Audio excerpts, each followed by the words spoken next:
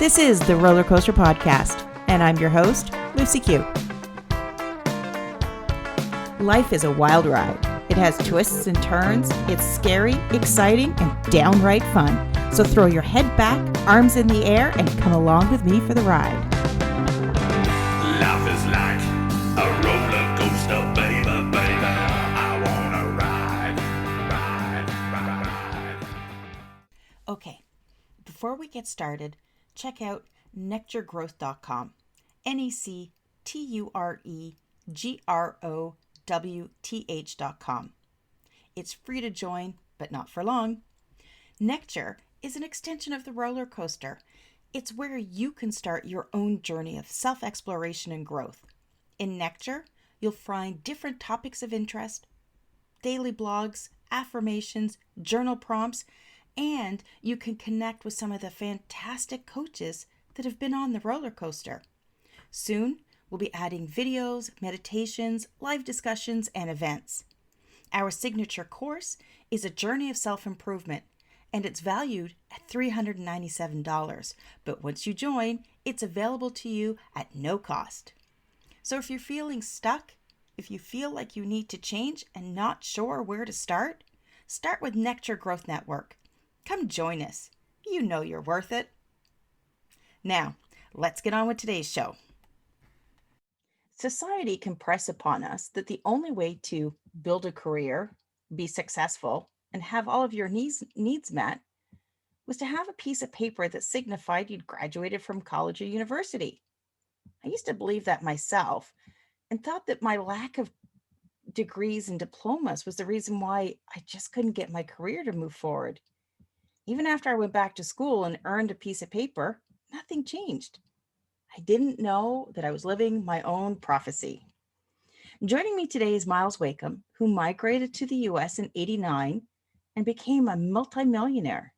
He lives 100% free and unconstrained life, yet he never graduated from high school, let alone went to college. He's a self-made, business-focused technologist. Myles also hosts the Unconstrained Podcast, where he teaches the art of financial sustainability, and he has a book on the way. Myles, welcome to the roller coaster. Well, thank you. Seems appropriate. It's fitting in so many things, especially when you're talking about something like finances, because they can go up and they can go down so quickly. That is true. That is true. So that's quite the journey that you went on. Maybe you can take us back to what was going on there and how you went from, landing in the US to where you are today. Okay. I'll try and give you the concise version because it can go on for hours. But basically, I came from a city in Australia called Adelaide, which is on the south central coast. It's got about 1 million people there. It's not a destination spot. It's not the place most people go to or leave from, but it's a big, small town, really. I was raised at a time which I look back now and I realize was kind of, I don't know, like Wizard of Oz. It was unusual. In Australia, in the 60s, the 70s, and I guess the 80s, kids were not limited. We were what we called free range kids. You had a bicycle, you had your friends, you had your park down the road or whatever, and you made your own adventures, and that's how you were raised. And that's how we all thought life was. We didn't think there was some predator out to get us at any moment. We were never fearful of anything because there was nothing to be scared of. That's how I was raised. And between that and a mother sticking a violin under my chin when I was 5 and telling me I had to be in a symphony orchestra, I thought that was how the world worked. And so when I got to high school and I started getting taught all this academic stuff, I'd already been the kid with the soldering iron, pulling apart amateur radios and working out how electronics works, because that's kind of how my brain works. And eventually these things called personal computers came out, and I managed to buy one with a combination of money I'd saved from a paper round and bugging my dad to lend me some money. I bought one, and I just learned the ins and the outs of it to the point where I knew it better than I knew myself. And then I remember, I think it was a couple of years before the end of high school, I went to my parents and I said, this is wasting time. I'm sitting here on a gold mine. I understand this thing called a computer, and everybody out there is going to need people who can program them. And I'm that guy. And if you're going to lock me away for the next 6 years of my life in finishing high school and then tertiary education, I'm going to miss the opportunity. I'm going to miss the boat. And I guess maybe my sensitivity of the fact that I was onto something and I was able to sell it to them. I have no idea how it worked, but my parents let me leave school. I get the feeling, though, that you probably would have left with or without their permission.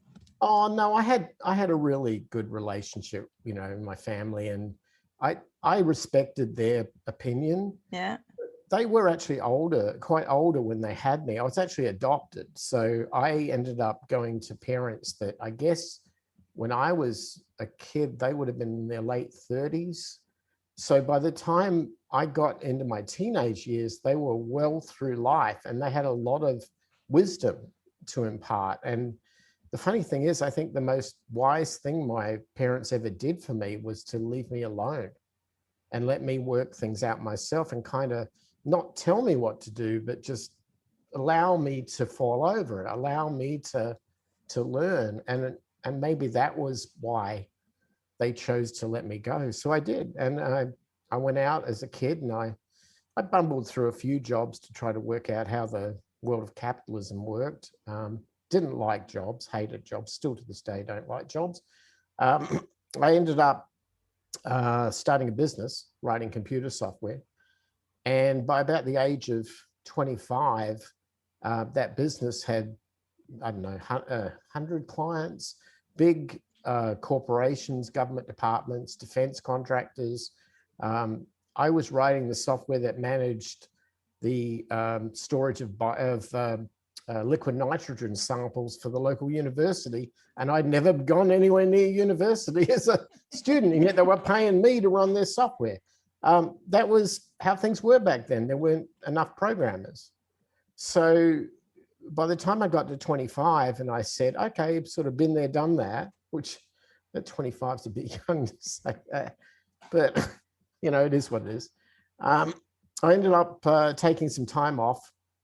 I sold our company and we didn't make that much money, but it was more the experience, I think. I ended up working for a client of ours who was a big submarine manufacturer. I ended up writing their billing system for them, which is weird. I mean, it's a $5 billion contract and my little software on a Macintosh is spitting invoices out to the Navy every month. That's how things were back then. Anyway, I found myself in Hawaii on vacation. I met a girl, as you do. Next thing you know, I end up quitting my job, moving to California. She was from California, and living in Los Angeles unexpectedly, which was a bit of a culture shock. I didn't prepare myself for traveling around the world. It just happened to me. And next thing you know, I'm bumming around town, realizing that I didn't want to go back. I enjoyed her. I mean, I enjoyed the whole concept of being married, and we got married. I ended up getting stuck in that sort of immigration abyss where you can't leave, but you can't work. So that ended up meaning I was bumming around Hollywood at every guitar store, because at this point, my skills as a musician were the only thing that could actually survive me through LA. Joined bands, did all that sort of thing. Ended up years later working for Capitol Records as a recording engineer or assistant engineer. Anyway, but once eventually, that whole thing was a sort of a side hustle for me. But when I eventually did get my work permit, I went bumming around looking for jobs, and the kid who had written all this software for these big, organizations, you turn up to a job interview and go, oh yeah, I just wrote the billing system for this big submarine contract. And they'd look at it and go, get out of here, kid. They didn't believe you? I didn't have a degree. Oh, but See? even though you did it, Yeah. and you had proof, they Mhm. still wanted the degree. Yep. Oh, that's insane. Oh, it is. It is. It's just, it baffles me. It took 23 job interviews for no's before eventually somebody took a punt on me. And here's the weird story, right? So I get asked to go out to this job interview out in a place called Thousand Oaks in Southern California. And it was for this company, this startup. And they were very young, didn't really have much. And I remember I went to the job interview in one of those mobile office trailers. They didn't even have their buildings built. They were actually on a big construction site where they were building their buildings, and there was these trailers there. So I thought, okay, all right, whatever. I go in, they're nice people. And I sit down and what do you need? Well, we're in this medical thing. I didn't understand what they were doing. I said, well, I write software. What do you need? Oh, well, we're going to need a lot of software. Okay, well, let's do this. And they're looking at me like, this guy doesn't think we're serious because we're in this crappy old trailer office. And I'm on the other side of the desk going, I've just been through 23 no's and they probably don't think I'm serious. So this isn't going to go well. Well, next thing you know, they offered me a job. And I said, okay, I'll take it. I need a job. So they said, well, it's this salary and you get medical and whatever. And I'm like, okay, yeah, fine. I'm 25, 26, something like that. And they said, we give you all these things called stock options. I'm like, I didn't even know what that is. I mean, I just want a job. You're just like, I just need the paycheck. I didn't need the paycheck. I don't want a job. I'm bored. I'm sitting around here doing nothing. So anyway, I started working for them. Years go by. The company becomes Amgen, world's largest biotechnology corporation. Shortly after I started working there, they got approval for their first product. By the time I left there, they were making $4 billion in sales per year. There were 4,000 people working there. And I was one of the early guys. And I had all these stock options. Well, they're worth millions. So at this point, I'm thinking, okay, well, I'll just stay here long enough to vest the options and then I'll get out, At this point, I was about 32. I get a phone call from Australia. My mother had taken ill. She had a car accident. Okay, well, jump on a plane over the equator. I get down there and I find out she's in really poor state. She's got dementia, early stage dementia. She wasn't able to look after herself anymore. And I realized, okay, it's my time now to take care of her. So I called my wife back up in California. I said, listen, I gotta be here. I mean, this is ridiculous. So I quit my job. We sold up everything we had in California. She ended up moving back to Adelaide. And I tried to reestablish a life.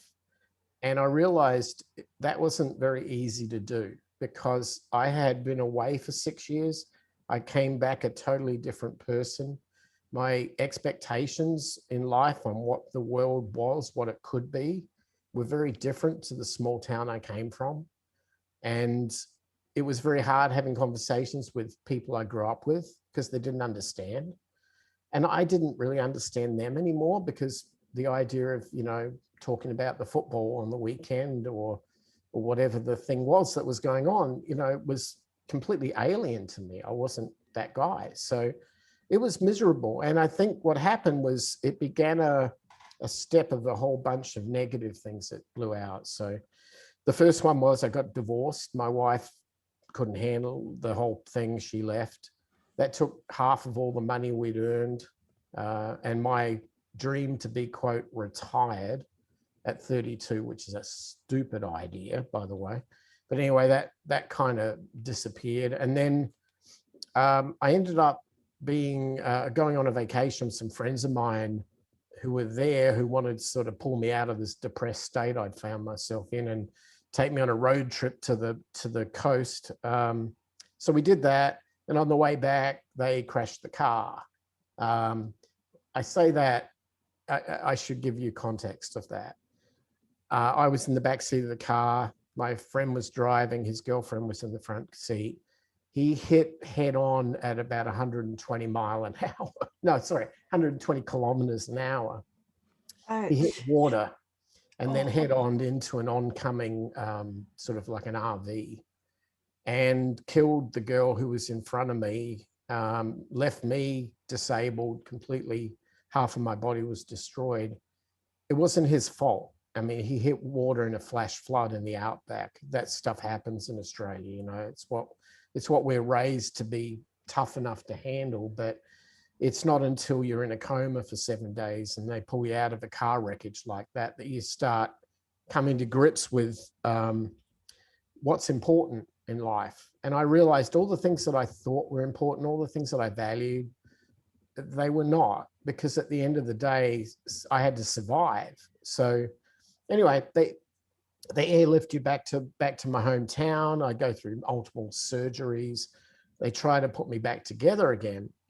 And what happens is I start coming to grips with the fact that the parents of my friend's girlfriend who died, obviously they were distraught. I mean, you can imagine. But what they did was they took I guess they made him the outlet of their anger. And they managed to convince the DA in our town to charge him with negligent criminal homicide. He had nothing to do with this. This was not his fault.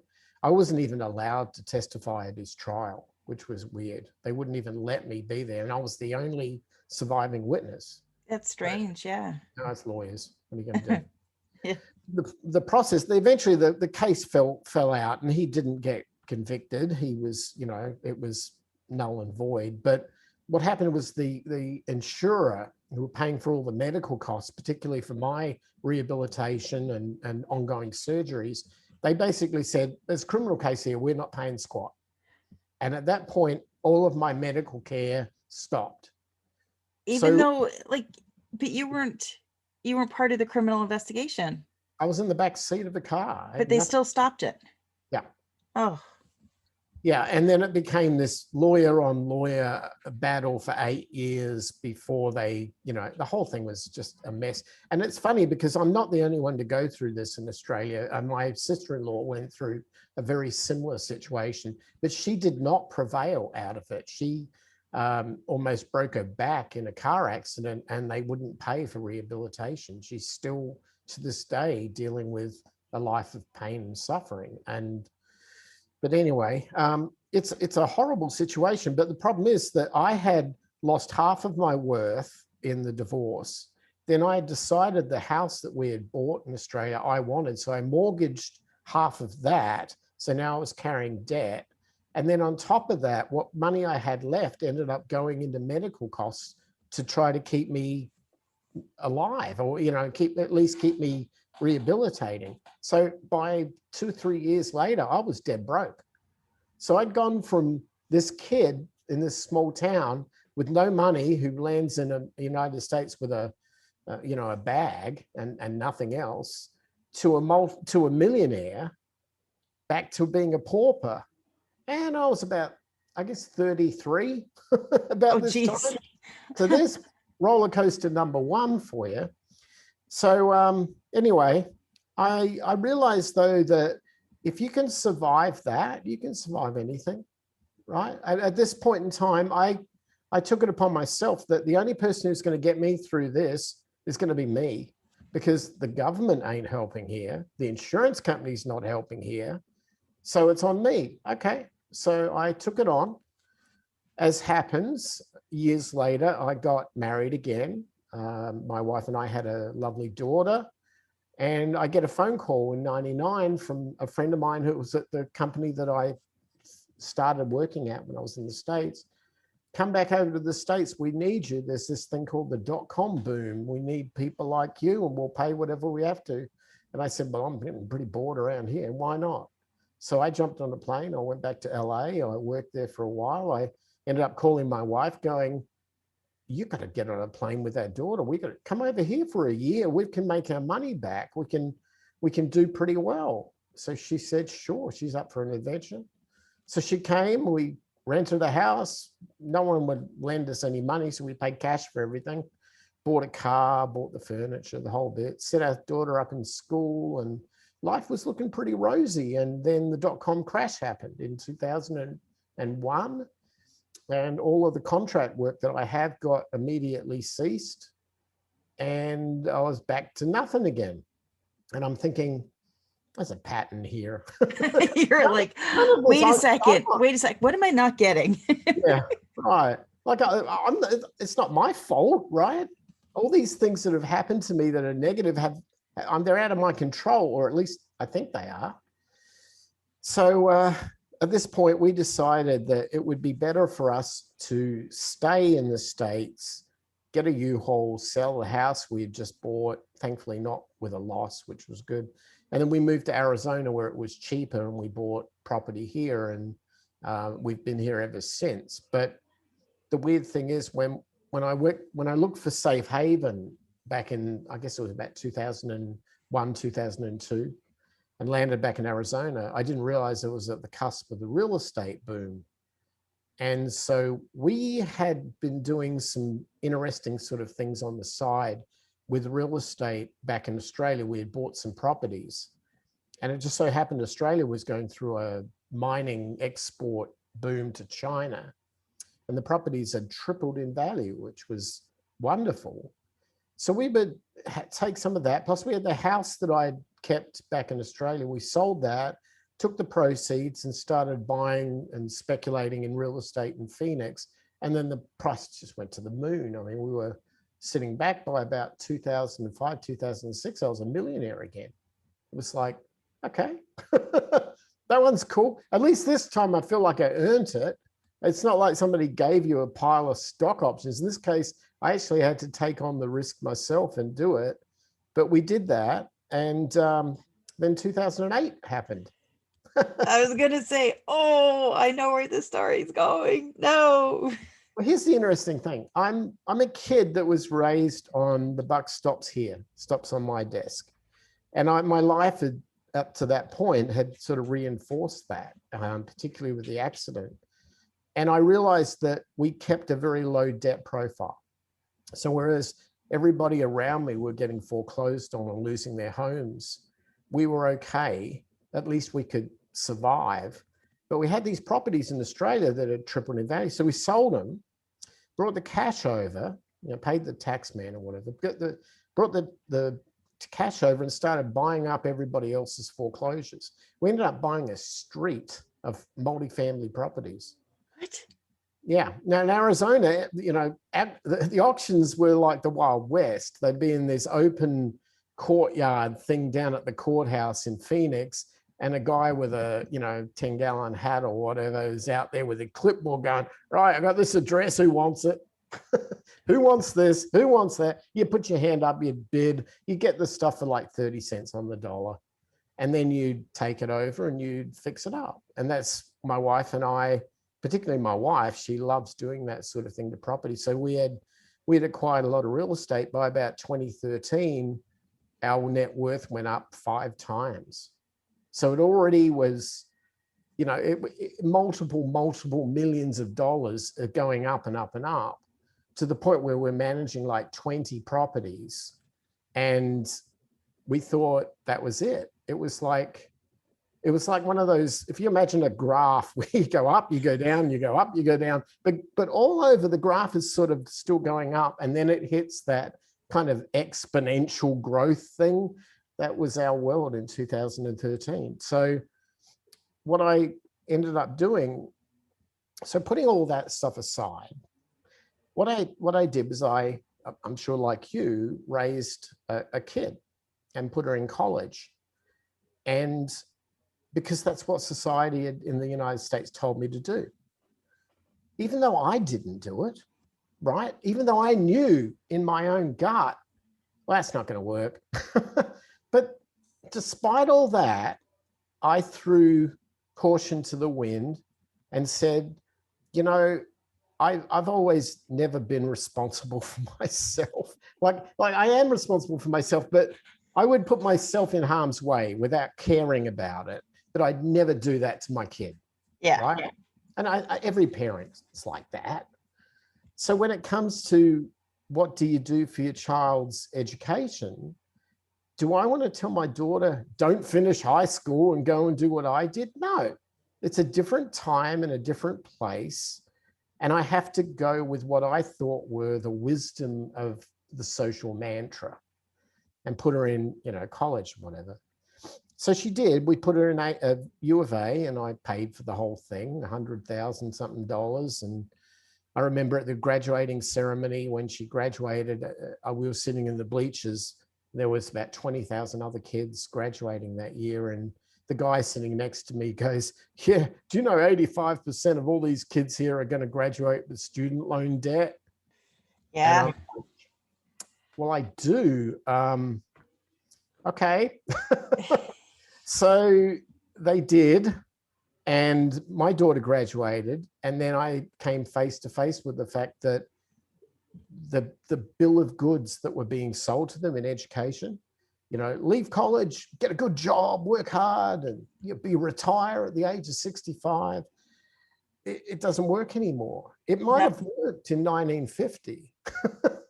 Yeah, and it's different because they keep selling that message. Yeah. Even though that they know the end result isn't what they're telling us it's going to be. And it's the most frustrating thing. We have two sons. One's 19, one's 22. Now, the older one started at university, quickly realized he hated what he was doing. So we said, just leave. No point spending the money, leave.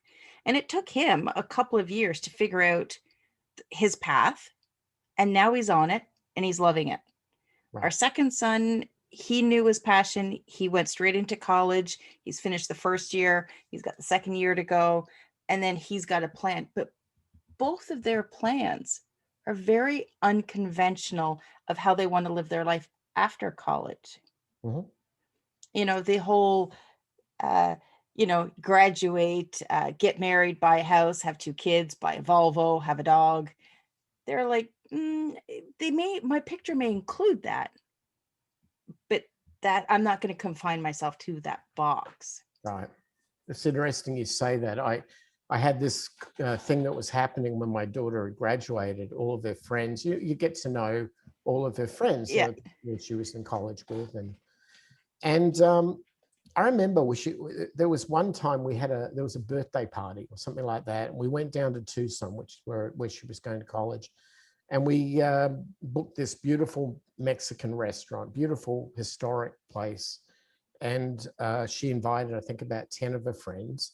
And we were around this table and we're just having a great time. And, I feel like I'm the old, my wife and I were sitting there like we're the old farts, right? They want to have a good old time, probably go get drunk at the bar or whatever. But, this is kind of like her special day. And so, but I remember I was having a chat with a couple of the people, her friends, who were sitting near me.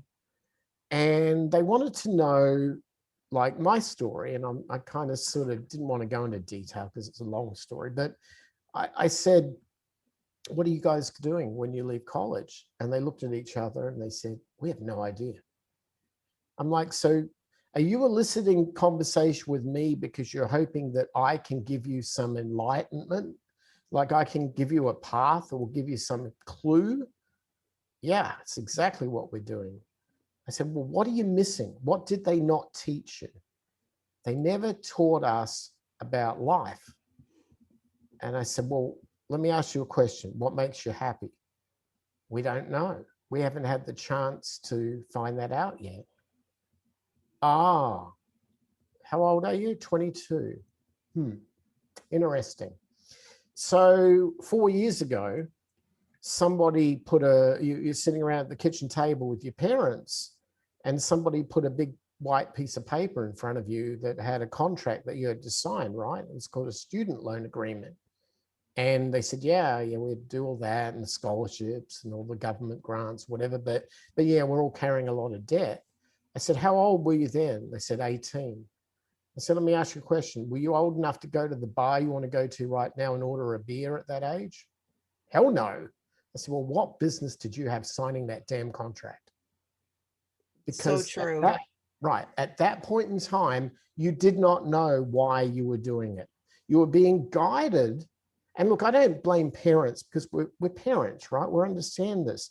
But you're being guided by somebody who already is in a flawed position. Because if you look at statistics, and this is how my whole methodology and teachings come about, if you look at statistics, Forbes magazine in 2018 published that 78% of people live paycheck to paycheck in the United States. So they have more month than they have money, right? They can't save anything. And then if you look at the percentage of people who can afford to, quote, retire without dropping their standard of living to below the poverty line, it's something only about 30% of people can afford to do. And that's if they got lucky that the stock market was up when they decided to get out of work. If it was down, well, they're stuck in work until it rebounds. And there's all these statistics. And the weirdest one that really concerns me was numbers that nobody seems to connect the dots with. And that is that our CDC, the very agency that we've heard nothing but on the news because of the recent pandemic, but that very agency publishes the annual average life expectancy numbers in the United States. And in 2021, the recent numbers that were published have a US male living to 75.3 years on average. Now you could say, well, yeah, that's because of COVID and that brought the numbers down, whatever. So I went back a year before COVID and the numbers were at 76%. So what's happening is that our government is telling us that we're living longer. We're not, right? There's a whole bunch of reasons why we're not, but we're not. The second part of it is that they're saying that, you can claim Social Security at like 62 or whatever, but we think you should claim it like 67. That should be your retirement age. Well, I'm no high school graduate here, but if I take 75 less 67, I get 8 years to enjoy my life after I stop working. And that ain't a good proposition for anybody. So I think that the whole thing's messed up, and it starts at college. And what I believe is that until any student out there can answer the question of what makes me happy and be willing to devote their life to that cause and understand, I guess you would call it the why of their existence, they have no business signing up for what I can honestly say, it might sound controversial, but I honestly believe it's a bankster-backed system to keep you in debt until the day you die. Yes. Thank you for saying that, because it's something that we've realized is that, we're checking all of these boxes. And if you follow along, first of all, I think our educational system is broken in its entirety, starting right up at elementary school. But schooling, all it is doing is pushing us through this funnel to take on the debt of college. And then you have to work your ass off to try and pay off that debt. And then you get married, and people are having these massive weddings that are costing ridiculous amount of money, which they're going into debt for. And then they're buying a house, which they're going into debt for. They probably have a couple of cars, which they're in debt for. And it's people are asking, what is the point? And I think the reason why we're not living longer is because I think some people are just giving up. I mean, if you have to wait until 67 to start enjoying your life, well, that's 67 years of the toll of getting up every day and going to the work and punching the clock for somebody else. It's no wonder. It's no wonder. So what is it that you're doing through your podcast and anything else to help people to reclaim their lives and rethink, the whole concept of our financial structure? Well, I'm using my own experiences in life to try to guide a set of teachings, but they fall around one simple statement, which I think sums everything up. And that's this: the rich don't have jobs. No. Think about that, right? Everybody's out there wanting to have the Lambos and the private jets and they see everyone flexing on YouTube or whatever. But at the end of the day, those people don't tell you the truth of what's going on in life. The true rich own assets, particularly land and rental properties is my big one. But if you go back in time to even to medieval times, and probably even before that, you will see that in medieval Europe, particularly in the UK, other than the royal family, who are nobility by bloodline, the next stage down are the landholders, the lords and the ladies. And it's the lords and the ladies maintain status and wealth because they own assets. You know, this lord over here doesn't go to work at American Express customer service every day, right?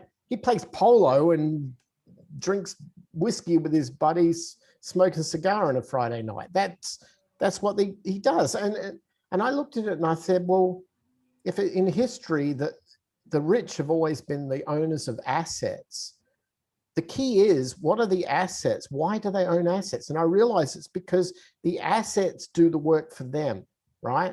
They don't have to expend human labor if the assets generate the dividend, they generate the rent, they generate something. So if I was a young kid and I was about to sign a debt contract of $100,000, if I had $100,000, would I use it to go to college? Well, knowing what I know now, the answer would clearly be no. I would use it as a down payment for some rental real estate, and I'd start letting my tenants pay the rest of the mortgage off, accelerated, so that in 5 or 10 years' time, I owned that property freehold. Then I'd leverage it to get more and more and more and more. And guess what? I'm now Lord, right? That's the path of wealth. The path of wealth is not working 40 or 50 hours a week. And certainly the path of wealth is not working harder. I mean, these people who go out, oh, go get a side hustle, go get a second job. No, okay, if you have no choice, but that's like, I'm desperate. I've been walking through the Sahara with no water. Please, somebody give me water or I'm going to die. That's that level of desperation. My position is, don't go walking in the Sahara, right? Then the whole picture changes, and now you can go on a path to truly become sustainable. But you see, the thing is, we've been driven into this mentality where people want to be rich, right?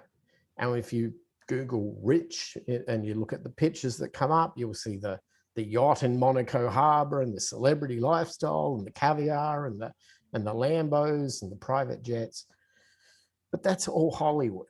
That's not rich. What rich is the individual who knows themselves, the individual who's had the experience to be able to find that, the individual that knows why they're happy, and the individual who is at peace.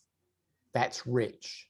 If we understand that and we quest to that, it changes the entire social mantra, because none of those things can be supported with a 40-hour-a-week job and a potential retirement at the end of it. It needs you to go out and, when you're young, take some risks, learn how to fall down, but don't necessarily restrict yourself to one place, one area, one domain to do it. For me, I had to travel the world. I had to learn that other countries and other cultures there's 8.1 billion people on this planet. And I came from a country of, at the time, had 18 million. So that doesn't really count. I need to go and find the world where the world is. I'm not going to find it on a smartphone. And so that's kind of what I teach. I teach how people can be what I call unconstrained. That is, free to seek out these things that truly turn somebody into a rich person, so that on your deathbed, you're not living in regret, that you had a life that you really embraced, and you positively helped other people by your actions and telling your story, as opposed to telling them how they should live or following some political ideology that has absolutely no effect on your actual personal happiness. Myles, you've shared an incredibly inspiring story, and you have a lot of information to share with people. What is the best way for people to connect with you? Well, I ramble on every week on a podcast called the Unconstrained Podcast. And everything about what I do, me or my articles, my teachings, is at a website called beunconstrained.com. That's where they should go. That's where anybody should go. I do a little bit of Twitter here and there, but I'm kind of not really a social media kind of guy. But if you really want to know the answers to the things, at least as I've discovered them in my early journey through this crazy life, that's where you find it all. Well, if you are looking at connecting with Myles, make sure you check out the show notes. I'm going to have the link to his website in there. And Myles, thank you so much for joining me and sharing your story today.